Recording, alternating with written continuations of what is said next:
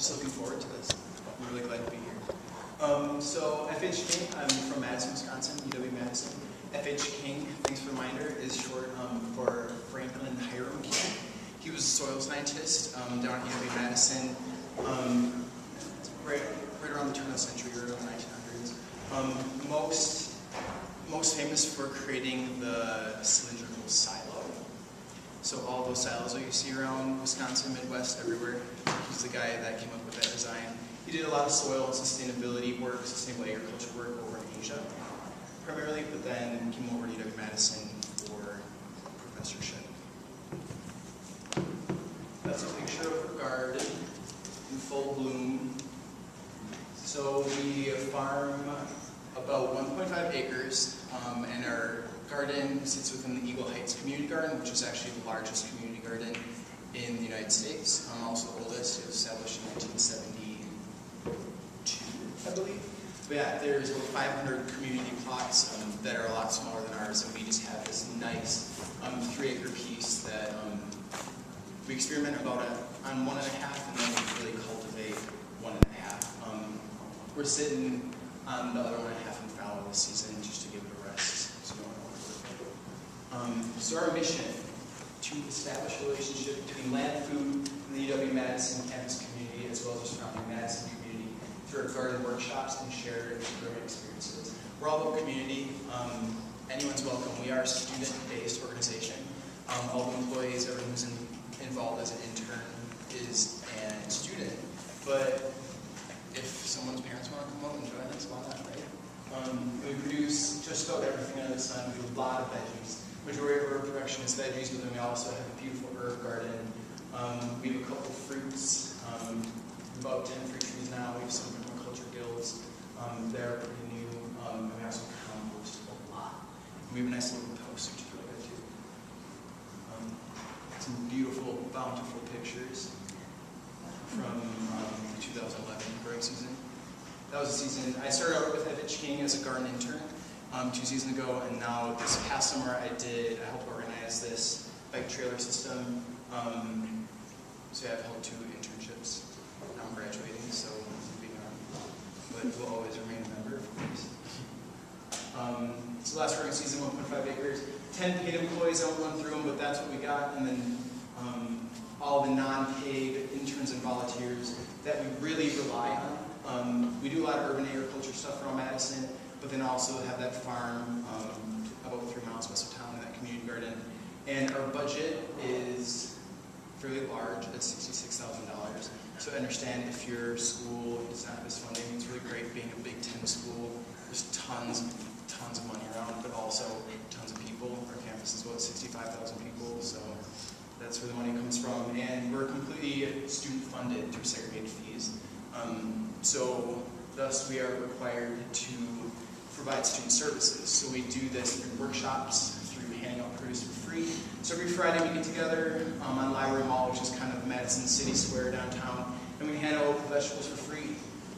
It started out as a pretty small thing. This is last year, and then this past growing season, it's definitely getting a little bit bigger. People are starting to understand what we're doing. There's more community involvement, which is really awesome. So yeah, if you're in Madison on Fridays at 1 to 3 p.m., come get some free veggies from us. They're organic and local. And then this is just one of the many FHP programs. Full Cycle Freight, as we coined it this past growing season. And that's a beautiful logo. This presentation is really beautiful, not because of me, but because of Melody, who is our outreach coordinator.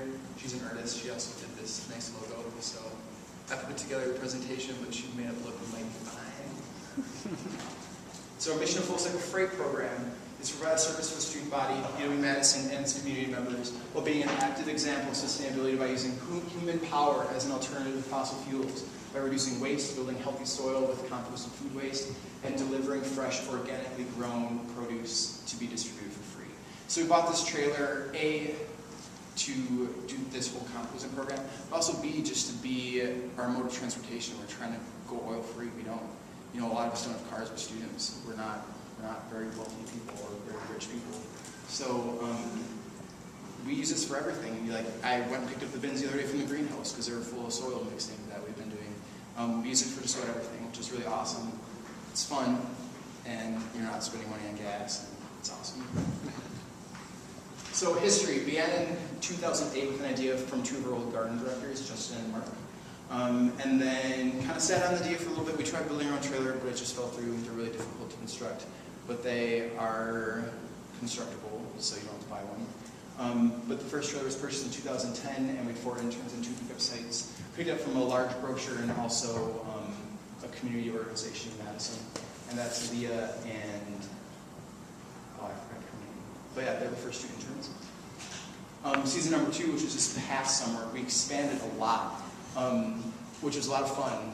Definitely had challenges, but we had 12 bike interns, 25 pickup sites. We expanded in one season from 2 to 25 pickup sites. These included housing cooperatives, a couple businesses, a couple local coffee shops, but then also departments, restaurants, apartment buildings, just student housing.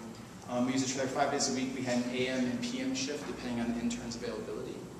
And then basically we just increased a lot of organization, advertisement, and record keeping, which, as most people know, record keeping is key in the agricultural world. Just gotta keep those record books up, so you know what you're doing and you know how you can change it better for the future. So the results from our second season, which was mid-May through October, that's how much gallons of food scraps we collected. So just about 2,500 gallons of food scraps.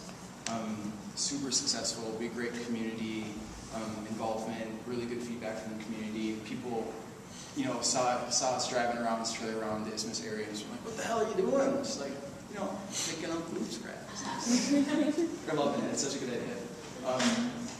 So how we did it, I kind of came up with like 6 key points on how we pulled this one off, and continue to make it even better and continue to get more people involved in a sustainable way. So the first one, survey interest and find a core group.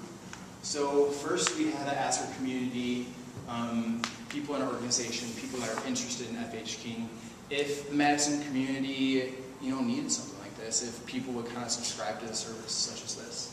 And of course, there was. Why wouldn't there be? It's fun biking around. Everyone eats, everyone creates some sort of food waste. So we started it. And then there was 4 key people that were involved. Mark, Micah, who's the gal pictured down below, Helen, and myself, who kind of started doing a lot of the outreach, started advertising a lot, and started just spreading word of mouth, just trying to get people involved. So that's number 1. Number 2, get the bikes and gear. So try to get the bikes donated. The first season we used some personal bikes, and that was great, but we wanted something that would be a little bit more sustainable, something a little bit more semi-permanent. So we got 4 bikes donated to us. Ask around if your city has some sort of free cycle, some sort of bike-based business that is a little bit more grassroots. We got 2 from a local nonprofit that does a lot of bike work, but then also we got 2 from Schwinn, like because the headquarters are in Madison. I would have a nice professional letter prepared. I brought our big compost binder along, as well as some of our documents, so if anyone's interested in kind of formatting of letters or applications, anything like that, you can feel free to take a look after the presentation. So buy or make a trailer after you get the bikes. So ours costs about $480, but it's 8 feet long, 400-pound carrying capacity, and it's made locally in the Midwest in Ames, Iowa. Bikes at Work. If you want a bike trailer of any size, I highly recommend Bikes at Work. It's really lightweight, really nice aluminum frame, super durable, and they're pretty gnarly guys. You can imagine the type of people that would make bike trailers. Very friendly. And then helmets, bins, bungees, and bike locks. The one thing that we really emphasize is just safety. You can imagine if this thing is actually full with 300 pounds of compost, it's going to be kind of tough to haul. Just safety. We're a nonprofit student organization. If someone gets hurt, this whole business, this whole program is pretty much going to be swiped down. So just safety is key. Of course, as in any agricultural endeavor, safety is good. Maintenance and repairs, we spent about $100 this past season.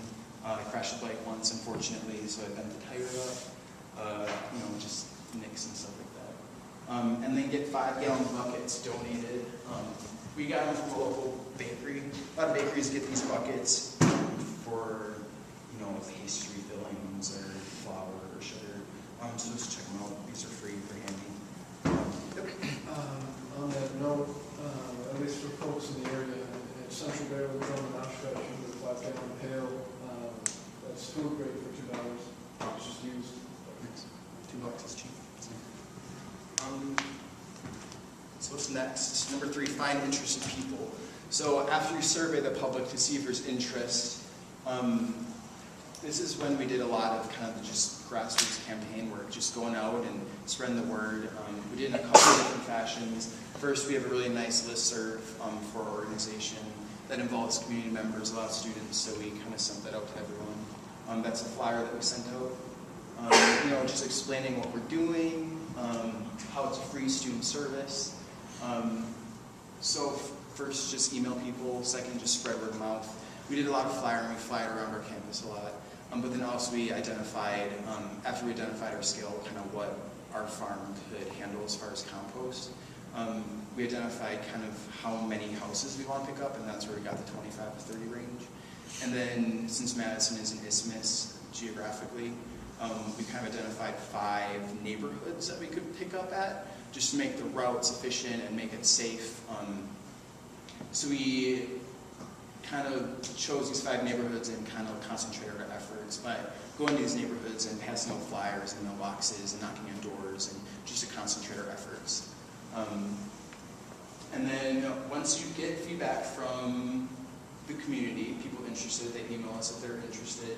We kind of compiled all the pickup sites into a spreadsheet, just so we could, organize things geographically, so we could organize what day of the week we're going to be picking up from them. And then we plotted them all on Google Maps, which proved essential for our interns. A lot of the interns were underclassmen, so say we took them to a whole new part of town, they didn't really know where the hell they were going, so we gave them nice maps. And it's all in the binder. The way that the binder is set up, basically interns were assigned a day of a week.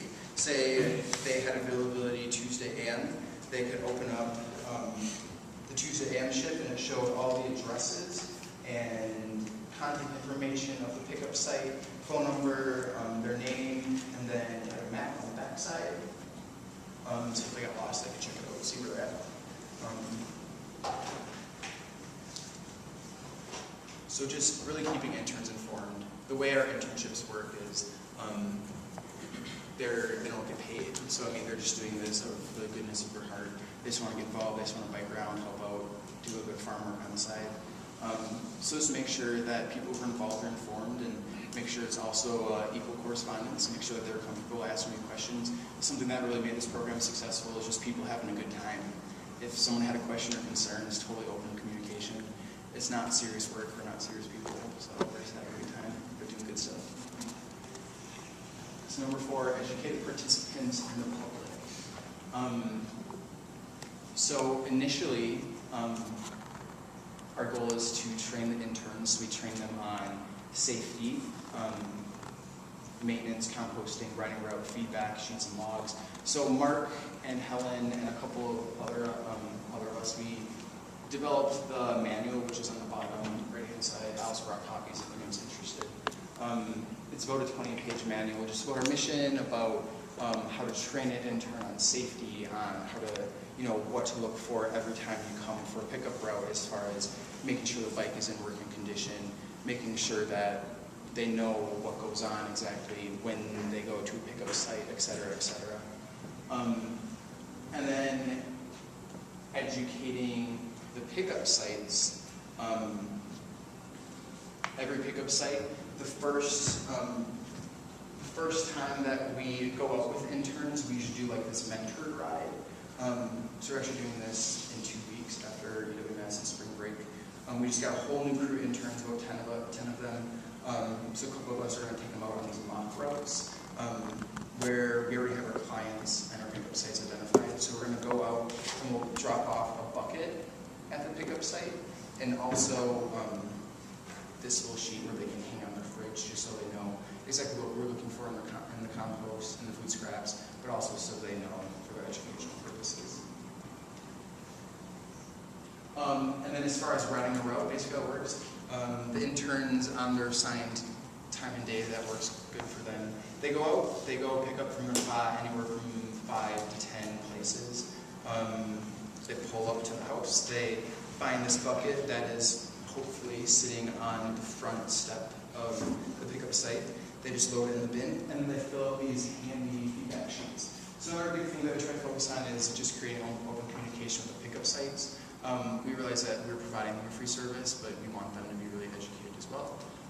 We just want everyone to be having a good time. So every time we filled out like where we were, our names, pickup day, time, and then feedback. You know, if we got corn cobs in the compost, corn cobs take a really long time to compost. So we, just very friendly wrote down, make sure don't put corn cobs in the next week, or make sure you take the stickers off the orange peel because the stickers don't compost. Just friendly reminders, and if everything looked good, we have workshops about every other week, so we just wrote down like hey, come to our kombucha making workshop. Just good to get people involved, get the greater community involved. And this is a log sheet, which is in the binder, which is usually in the trailer. So as interns grow throughout the route, they fill up this log. So this is actually the route that I rode last year, so I picked up from about 8 places, a cooperative, and households, and a catering business. So every time I would go to this place, you write down how many gallons they had. If there was no bucket, you write no bucket, so we can maybe send them an email reminder about next week. But this log sheet definitely proved key in how we got our final end season number. Just keep that record of how many gallons we're actually collecting. I mean, it's good for personal records for our organization, but also as far as getting grants. I mean, if you have solid numbers, with kind of that clear evidence, people like to see that. So the pickup sites, when we dropped off that first mock row, we would give them again the bucket, the sheet, and contracts. The contract is super informal. Basically, it's like name, address, phone number, contact info, and then what day of the week we're picking up their compost site, AM or PM, so they know kind of where, when they're going to set it out, and then also where their buckets will be located. Most people just were like, hey, I'm going to put it on the front porch. Some people lived in big buildings, so then they put it behind the building by a dumpster, wherever is most convenient for them. Just be super flexible. People appreciate that.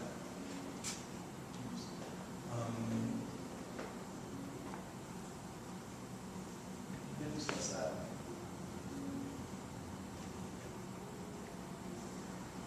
And then next, along with the education aspect, just really make sure we kind of join forces with like-minded community organizations. There's an organization at UW campus called We Can Serve, which kind of has a very similar mission to us, but it's strictly sustainability based. It's not agricultural based. So they do a lot of like green energy stuff on campus, a lot of renewable resources, but then they also pick up the food scraps from our dormitories and they compost them out at an agricultural research station on our far west side. So we kind of pair with them, and we called them up, and of course our organizer was super enthused about this collaboration, and definitely proved key to us just to get that outreach going up, to get education out, to help people understand really what's happening. So how we paired with them is at Harvest Handouts, which was every Friday where we handle bins. We got these really nice garbage bins, but they're not actually garbage bins, they are compost bins. So handily, we would have these little bags free to the people who are coming to get vegetables. We're say, hey, like, you interested in composting? And they're like, yeah, of course. So we gave them this bag, which is just a simple gallon bag with one of the sheets in like what to compost. And they would take the veggies, and then next week they would bring back the scraps. And they would deposit them into the bins, and the bins would go behind our union, which eventually ended end up in that facility in West Madison where we can serve composts. So this didn't really directly benefit us in any way. We didn't get any compost out of it. It's just a nice collaboration, making sure that the campus community is involved and it's visible about these sustainability initiatives that are happening around. Yep. And then another really cool thing that we kind of realized with the theme of this all, full cycle freight. So I mean, a lot of times agriculture is full cycle in terms of compost, in terms of production, in terms of community well-being. But we were like, how can we bring this full cycle? Because like clearly we're growing the food and clearly we're handing it out and the public is pretty engaged, but all these pickup sites, we had 25 pickup sites, how do we engage them? How do we kind of thank them as like a final hurrah? So we actually had a wealth of abundance of compost this past season just because of course we're picking up from 30 pickup sites, one from 2 pickup sites of 30, so we used to have 4 compost construction things at our farm. We went up to I want to say like 16. So our volume of compost at the farm just exploded and we can't really use that much compost. So we handed out big 5-gallon bags of compost to all the pickup sites. And then we also handed out little gallon bags of compost at harvest handouts for container gardening for students. So that's another thing at FHG. We just do a lot of workshops, and one of our workshops we do every spring is container gardening. And we hand out the compost to students at this workshop as well, so they can start their seedlings inside, or if they want to just grow tomato off the balcony porch because we live downtown. And it's just nice, healthy soil that's created by the public for the public. So. You really store compost in the freezer? As far as the food scraps or like the compost? I don't know, it mentioned compost, I think. Yeah, so on the back of these sheets, but how do I keep my compost from stinking? And what about all these fruit flies? So of course, if you're familiar with keeping your little compost bin on your kitchen counter, eventually it's going to start to leak, eventually it's going to get fruit flies. So that's one thing that we're trying to address with the student body. We had actually quite a few people come up to us were like, yeah, I really want to bring our compost next week, but like we can't handle the smell, or like we just have too much of it. So we printed on the back of this how to do it. So we recommended a couple different types of containers, but then also if you're going to use a gallon bag, you can throw compost, food scraps in the freezer, and then once you're ready to dispose of them, just throw them on a compost heap. They're just going to be frozen and they'll thaw eventually. So. We have a bin at home that we fill up with compost and then bring it to the slug garden here. Cool. But when it got really warm in March, earlier in March, it got really fast, really nasty. How bad is that to put into the bigger compost? Oh, that's completely fine. It is? Yeah, Okay. completely Because I fine. felt bad. I was like, I mean, if anything, it's just kickstarting a little bit more because there's going to be all that microbial action in your bag even before you throw it in the compost heap. So I mean, either way, it's going to be turned into soil if it's in your hands or in the compost. so it's not less than quality product. Absolutely not. Even when it gets gooey and liquidy? It's completely fine. Yeah, it does, and it smells terrible. Mold is bad though, right? You don't want mold. There's a little bit of debate within like the compost guru community about like moldy breads, like can you put moldy bread in it? Quite frankly, it depends on the scale. If you have a backyard system where it's just your little 3x3 section where you're composting, I probably won't risk it. But if it's at a scale, where you're producing 10 big crates of it, it's probably fine. And that's another thing that we really stress on our compost. No stickers, no pits of avocados or peaches, just because they don't break down. Also, not a lot of rice and bread. We say no rice and bread just because we had some problems with catering businesses. We'd show up to pick up their compost and they just had 50 baguettes for us. It's like, we can't take that. Like bread does break down, but not on that scale. So just very small quantities of grains and breads. Also heard not to use like cooked food that's been cooked already. Is that true? Or? It's fine as long as you know what it's cooked with. So you want to keep away from animal products. Okay. So if it's like a saute that's been cooked in a lot of butter, probably not a good idea. If it's just cooked in a little bit of like rapeseed oil or olive oil, that's probably fine. This is a plant-based material. What about pet waste? Pet waste, it's a little bit trickier, but you can. There's a whole different methodology of ratios, nitrogen and carbon when you're doing horse manure or dog manure or if you're doing composting. Just a different, kind of a different set of rules that you have to follow, but it's very possible and it creates a really good movement. So if you had, so like in those handouts, for instance, like, do people ever give you pet waste, or do you bring some to or not to? Good question. We haven't had that happen yet, Yeah. not that I know of. But we didn't put that on here, no dog poop. So I'm assuming that people just don't do it. But yeah, we haven't had a problem with that. We actually, out at our farm, we used horse, we overwintered with horse manure 2 seasons ago. It was awesome. It was really fun. So like if you were backyard composting, for instance, you probably wouldn't want to put it in unless you like knew about the different Yeah. kinds of ratios. You probably wouldn't want to do it unless you really knew the ratios that you're using and kind of the methodology behind it. Usually they say no carnivorous animals. Yes. Okay, for sure. How did you personally acquire your knowledge or depth of knowledge about composting? Did you read a book? Did you go to conferences? How did you get there? That's something that I was just going to touch on. So step number 5 is compost and working feedback. So hold compost workshops.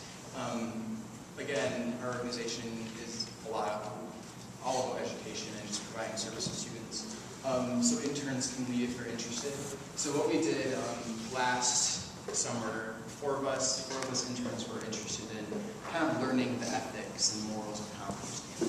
Like, what goes into it, what comes out of it, like the ratios, really how to compost, the science behind it, the really hard methodology. So we went to the extension service in our community, UW Extension. They have a master composter class, master gardener class. They have one other one too that I always forget. But yeah, the master composter class, that actually expressed to the new interns when we trained them last week, and they were all interested in it, which is awesome. It's a $30 class. You go, it's a 3-session class, that's what, total of 10 hours. You get a really great binder that's like this huge, beautiful binder about everything compost, and they talk a lot about animal composting for animal waste. It's a great binder. So that's how I learned a lot about compost. But then part of this extension service, which is, I'm not sure if a lot of extension offices work like this, but since we were trained as master composters, part of this kind of passing it forward mentality that seems to be cropping up everywhere, which is fully essential, is getting out in the community and teaching community members. So us 4 that took the master composter class, we held 2 workshops. One was in a school and one was out in the garden. Just all about compost. We, created handouts, we created resources for people, and we held a nice educational workshop that was totally open to the public. The one at the school was kind of aimed towards children, just because of demographic, but the one that we held at the farm was students, community members, we had a couple parents come. And then part of this really cool pay-it-forward thing that our extension office does is once you hold a workshop, they reimburse you your $30. So it's kind of this, really encouraging you to get out in your community to really incentivize this knowledge that should be public. And then throughout the entire season, we started the season with a survey for the interns, kind of like, what drew you to FH King, or what drew you to this organization, and what drew you to something like this? Was it composting? Was it you just want to have some fun and ride a trailer down State Street? Really kind of survey that interest appeal. But then also at the end of the season and middle of the season for the interns actually, kind of like identify what was working, what wasn't working, just keeping that communication open and really being flexible with interns, because again, they're here just for pure enjoyment, so we want to make sure that everyone is being equally as comfortable. And then for the pickup sites, we did a really great end of season survey, and again, for our records purely, just to see what we can improve on. Because this is especially anything, if you start a new practice within your agricultural class or within your student farm, you want to know what is working. You also equally want to know what could be working a little better. So what better way than just handing out like a half-sheet questionnaire? Just, it's pretty innocent, and people are more than willing to take the time. And last, celebrate a successful season. It's another tradition that we do a lot of, is just getting together and eating good food, because what else is there to do, right? Just eating, chilling out, listening to some music, having a good time. So questions? There's one more technical about the composting, but how do you control the leaching? You have so much organic matter. Like, how do you keep it from leaching? We have so much organic matter, you just want to make sure that you have that equal matter of nitrogen.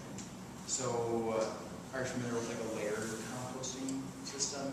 So like, you said your greens, or also known as like your fresh organic material, on top of a layer of browns, also known as straw or leaf mulch, or wood chips, like a really finely shredded wood chip.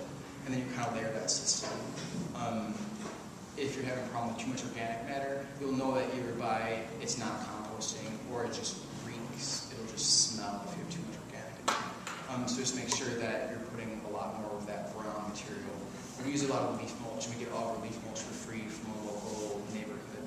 And if you're looking for compost materials, that's the best advice I can give you, is just go to your local neighborhood. They have a leaf pickup system anyway, so just go around the block and drop it off at your farm, and you can use it to make good soil. One follow-up. And how long does it have to essentially cure to make sure that you're not getting like microbial contamination of the food crops you're putting it on? It depends on the scale again. So at our scale, we use pallets, like big sheet pallets, to kind of like one back and two sides. So within that volume of compost, we create the layering system, and then we flip it about every other week, so every 2 weeks. And then by the time the third or fourth rotation is done, so we're looking at about a month and a half to 2 months of sitting there doing this thing. That construction, do animals ever get into it? As far as wild animals? Yeah. Our garden is situated in a really beautiful spot. It's like an open valley on the north. So we have a lot of hawks that are constantly around, so we don't have too many problems with rabbits and mice and coons and whatnot. But we get the occasional possum rummaging through it. They have long bears just as much as we do, so we shouldn't really do anything about it. But we haven't had too much problems. There's more of a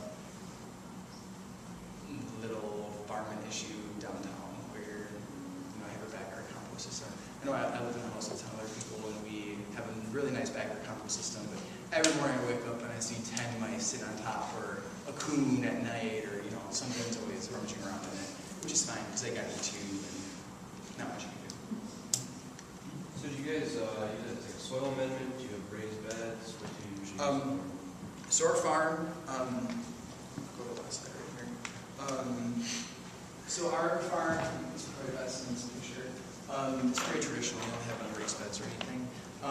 So we use it, right now we're actually using it to create soil mixtures for greenhouse seeding.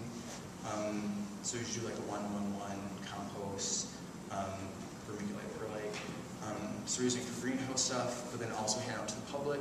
But at the farm, we usually just use it as an amendment. So 2 years ago we did the horse manure on top, and that's pretty much worked into the soil by now.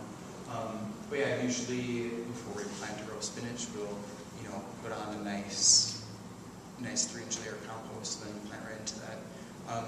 We sift our compost occasionally. It depends on what we're planting into it. If it's a smaller seed, like carrots, we usually mound our carrots and build up the soil to mounds, and then put some compost on top. If it's carrots, which are a pretty vulnerable seedling, we usually sift it with like a fine grade just to get it really nice, loose compost. But it depends. You mentioned how you had issues building your own trailer. What sort of problems did you face? We did. I wish I could help there on that question. I cannot help with that. Okay. I do have familiar with a different trailer that we have. It's actually this really cool museum on wheels. It's like this big box that the Madison Arts Collective used to use that was donated to us. I think the problem that we have with that, it's out of commission right now, is just construction. You have to keep it really sturdy. Yeah. If it's all wood, it's gonna be good, but you just gotta make sure you have really good edges on that. It's just gotta be sturdy. That's something that this aluminum is beneficial for. You know, you can weld it, you can really hold it together nicely. So materials, I mean, if it's all wood, you just gotta be careful. Okay. You guys done any experimenting with like vermiculture? Yeah. So we kind of have our feet everywhere. We do a lot of like mushroom cultivation. We do tons of stuff, which is awesome. Vermiculture, we don't do a ton out at the farm. I think we introduced some red wigglers into our compost heaps last summer, but not a ton. We mostly do that in our office. So we have this really great office in our student activity center, which is basically like a building that has a lot of student offices in it for student orgs. And we have, I want to say about 25 gallons of vermiculture going right now. But then, you know, how did we get those worms? We bought them with student segregated fees. So part of this whole thing of feeding back to students is, if students want them, we advertise that we have free red wigglers, and students come and pick them up to start their own home vermiculture, and we provide them with outreach materials of education of, you know, this is what you do with the compost afterwards. It's been a good learning experience for us, for sure. It was really fun. Could you expand more on how you approach restaurants? For sure. Yeah. That was something that was pretty easy, actually. People that are involved in our organization either worked at certain coffee shops or, you know, helped out in certain catering businesses. We also built some relationships over the years with some catering businesses around town just from throwing parties. Approach them like any other pickup site. You realize that their scale is going to be a little bit differently. You realize, like, you know, if you go to a house, you're probably going to pick up anywhere from 2 to 5 gallons of compost, versus if you go to a large catering business, it's going to be anywhere from 10 to 50 gallons of compost. Approach them just as any other manner. Communication there, it's a little bit more hit and miss just because they're really busy on their end, so they might not communicate quite as well with you. But approach them like anyone else, just be like, hey, it's the service we're providing, and yeah.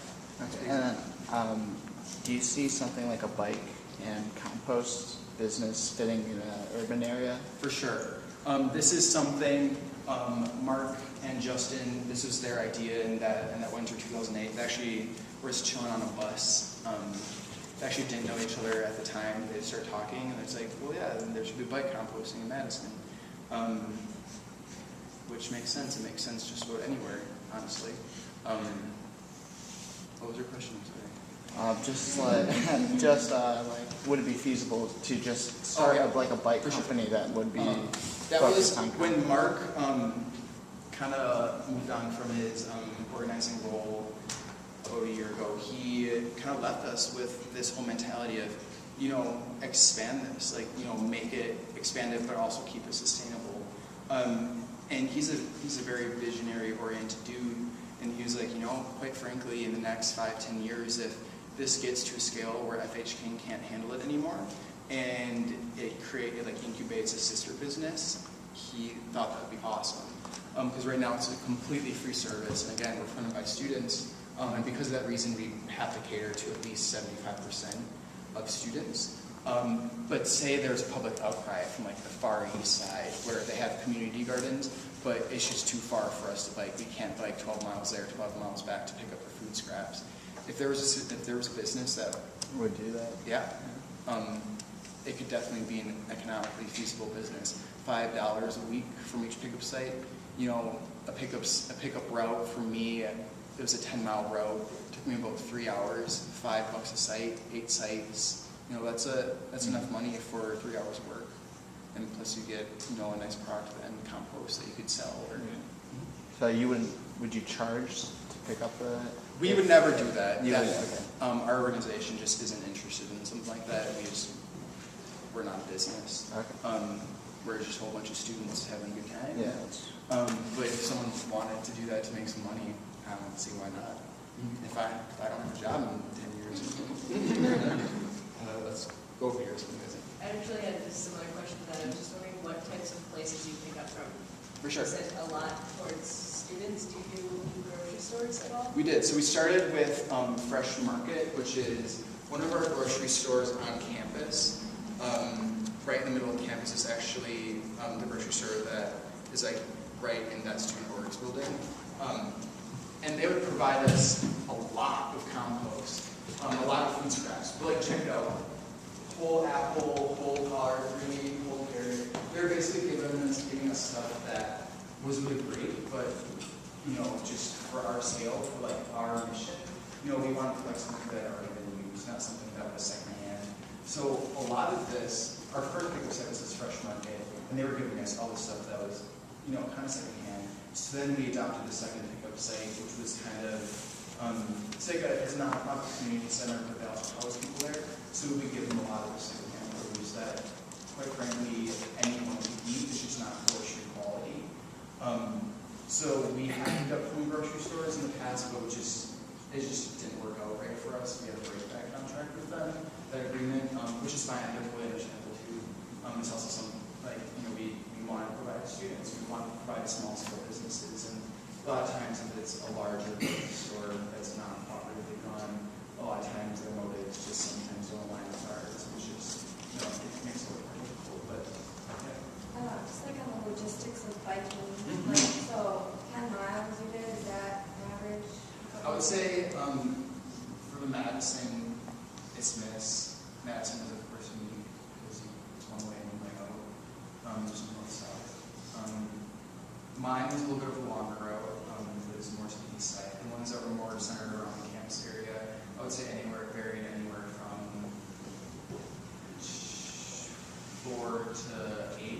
But keeping in mind our farm location, our farm is located 3 miles west of the center of downtown. It's still technically on campus. Madison campus is insanely large, so you have to bike up there 3 miles on a nice path. But on average, I would say right around 3 days. Okay. And then, how do you turn on this thing? It's actually really easy to ride. I know it looks like super cumbersome, but it's actually really easy to ride. It does get heavy. I'm not gonna lie, 400 pounds is a lot to tow in time. But it's pretty easy once you get a feel of it. Making turns isn't that difficult. I'm trying, if we have some free time off the hillside, anyone's interested. Yep. So how accessible would you say this is to areas that might not be as flat? I would say it's completely feasible, as long as you have some good gears on our bikes. The area that, have you been to Madison? It's not flat. It's Capitol Hill. It's called Capitol Hill for a reason. There was hills involved, especially when we picked up from the side. We went from a catering business that would give us 40 pounds of cabbage scraps making sauerkraut, and we have to bike 10 miles. Uphill to get to the Capitol, downhill to go away from the Capitol. But then up to our farm, we have a pretty steep hill that we would walk up. And usually someone pulling from front, someone pushing from back, just because it's really impossible. Yeah. But it's definitely workable. Yep. How do you maintain student volunteers with the turnover? For sure. Something that we've had more success with in the present time, just getting the organization visible and getting people interested. So at these harvest handouts, constantly hey, yeah, I'm an intern, expressing, encourage your interns just to talk to people, tell them what they're doing. That gets the next generation of interns excited and that's people involved. We're having a huge turnover right now, actually. All the people that I've known for the past few years are all graduating and leaving. So we're kind of bringing in this new future of our organization, and it's really exciting to see people excited. But also if we have a really nice listserv, that's something that really benefited us. At all of our workshops that we do, at all of the community outreach stuff that we do, we usually pass around some sort of report, hey, if you want to be on a listserv, make sure you hop on it. And that listserv is actually really great. I've already given lists us to our organization, we always build farming postings for people who are farm workers. Also, we do like a sustainable newsreel for stuff that's going on the West Coast. But then also it has our internships and employment opportunities in that too. And just since it depends on community involvement, what do you do as a week? Does it just not happen that day, or? Oh yeah, if someone forgets their bucket, Or no. If like a volunteer can't. just drops it. Drop. So we really encourage open communication, as well as just being like just a whole bunch of students getting together and doing something good. I mean, it's a great social sphere, right? We meet really good people doing like-minded things. So in the binder we have everyone's contact info for all the interns that are right there in front. So you can't make it one day. It's super flexible. Just make sure you call another intern and do it with someone else. Or we had some friends join us to say, you have a friend that was just really, I don't know, quite a trailer. Just as long as it's safety faceted, it's really important. Did you say that you had like a waiver for your volunteers to sign, or Yeah, anything like that? we do. Yeah, Matt brought all that. If like anyone wants to see, like, you know, maybe if you have interest in something like this, kind of seeing how things might be laid out. But yeah, we have like an availability sheet for all of our interns. They don't sign anything. It's not like if. I mean, like if they fall off the bike or hurt themselves. Oh, or like a anything safety like that. thing? Yeah. We don't. It seems like there could be a lawsuit. Oh, waiting for to sure. happen if Yeah. someone did. That's why we enforce, because we don't have insurance as an organization. We're just, you know, like a medium-sized student group. We don't have, you know, we have the means to be insured, and it just so happens this is the most dangerous thing that we do. We don't, you know, we use a tiller occasionally, but very rarely. So when we bike around town with 400 pounds in tow is fairly dangerous when you think about it, especially in a downtown atmosphere where there's a lot of cars.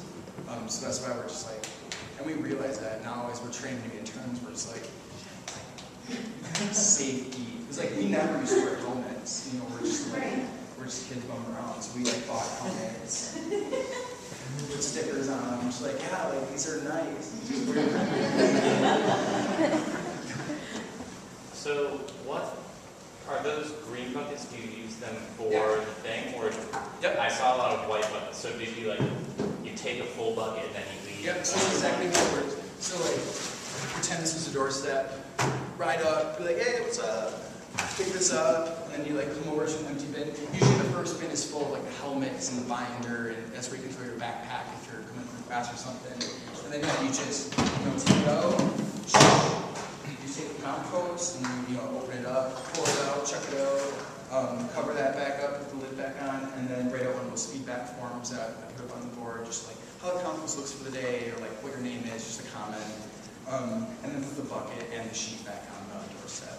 And then you go to the next house. And then after you hit all your houses for the day, regardless if they remember to set out their bucket or not, go around every house, and then once you hit all your houses, bike out to the garden, go up to the compost heaps, take the entire green bucket off, chuck it on the compost heap, go over to leaf mulch mile, fill these up with equal amounts, if not more, of leaf mulch, chuck that on top, making sure it's spread out evenly with pitchforks and whatnot. Rinse out the buckets, we have hoses and stuff out at the farm, and then there you go, right back downtown, or wherever you keep the bikes stored. So, How did you get this here? good question. Madison. I thought about biking, but I didn't because I had class. But I just threw it in the truck, and then it was pretty funny. That nice lady over there, she helped me in the elevator, which is pretty funny. Get it from downstairs. But yeah, I just threw it back in the truck. Yeah, have you looked into in some way upgrading the brakes on your high bikes? Like how do you essentially carry up to 400 pounds? Yeah. We have standard brakes in there right now. But another thing that we're stressing this year with like trainers and interns is like making sure like maintenance is probably key. So making sure the gears are working, making sure the brakes are working, even before you go on the road. The trailer is really easily detachable, so we actually even kind of told the interns, you know, like if the trailer is on there, like when you go pick up the cart, take the trailer off and just ride the bike around the parking ramp, like see that everything is working condition, see that the seat level is tight before you hop on. Yeah, if if anyone wants to come out, like check out the anatomy. It's a really simple design. It's just a simple pin. That's how you unhook the trailer and hook it back on. And then it's, just some hose clamps and whatnot actually on the front of the bike. But yeah, just standard brakes and then just like always making sure that maintenance is kept up. A question about the connecting system to the bike frame. Is that the standard system that came from the manufacturer? Or is Yes. No, everything, if you would decide to get any size trailer from Bikes for Workers, Iowa, you would get the trailer, it'll come unassembled and you just assemble it up. And I think you have to buy the plywood for the bottom. But then everything that you see as far as hardware comes with it. And it only works on like the 90 degree, like this flat on this back bar has to be like 90 degree to the floor. But yeah, like this, it says right here, like Bikes at Work, that's the company, the whole soccer comes with it. So. With your collection days for the compost, did you sync that up at all with the city collection of garbage and recyclables? We did not. Madison is fairly big, so I mean, like one neighborhood is going to be Tuesday, one is going to be Thursday, one is going to be, and it's something that we did think about that actually, but then just based on intern schedules, intern availability, availability of the pickup sites is something that we did more based on that. Yeah, and then, really this year we're making up a schedule right now and kind of matching interns with what neighborhoods they live in. If there's a freshman that lives by the zoo and we're going to send them way over on the east side, they're not going to know what these roads look like, they're not going to feel comfortable. So just making sure that the interns kind of are in familiar areas, and also then they can spread the word in their neighborhood, their friends that live in the hood, and just to stimulate that interest. Anything else? Have you gotten to the scale where you need to get permits from the DNR, or did you not do that process? For compost? Yeah. I'm not familiar with that. Yeah, it's something like, if you're up to like 1,000 pounds per, I'm not sure what the Oh, wow. is, but yeah, you have to get a permit for runoff. Something we should probably look into, because we're, yeah, we're, You know, okay, you know, I can talk to him, for sure. I mean, we're kind of, UW-Madison is, of course, funded by Monsanto, et cetera, schools, they're a big school. So we're not casted by any means, but we're like the small grassroots sustainable egg club on campus that is getting a lot of attention out because we're actually doing really great fun things that are really stimulating community aspects. So yeah, we've tried to get livestock out of our farm, but our farm is technically on a nature preserve. It's on the Lakeshore Nature Preserve. The old community gardens is part of the Lakeshore Nature Preserve. It's a beautiful area if you're ever in Madison. But we can't have livestock for that reason. We wanted to, we were going to start a mushroom farm this season with 10 different cultivars of mushrooms. And there was a fungus study happening in the nature preserve, and just like that, cows, our agricultural school, shots down, no, you can't introduce these different spores into the fungal community. And no, you can't have chickens because they're livestock. We have bees. We have 3 beehives right now, and they had to be located a mile away, and it was very, we almost didn't get them because they're considered livestock. So, I mean, we're working with, let's not inform everything, so we can start something grassroots. It's just something that you gotta start. But still keep it good. Anything else? Cool. If you want me to email you this presentation, I have email signups also if you want to be thrown on our list to get our posts about egg jobs, sustainable news rule. I have a printout up here. Also, I brought tons of extras of these if anyone wants these to hang on their fridge. Also, some really great other compost examples of our media that we hand out to the public, and also our pickup sites. We'll go composting, one of our harvest handouts. This is a map of the farm if you actually want to see the layout of the 7.5 acre community garden and then our farm on the bottom. Another thing that we do is get the dinner dinners. We hold potlucks during the off season, during winter. We will come together, have a community dinner, and then we watch the sustainability-based farm and discuss it. So some nice artwork that we have. There's also compost if you want to smell nice.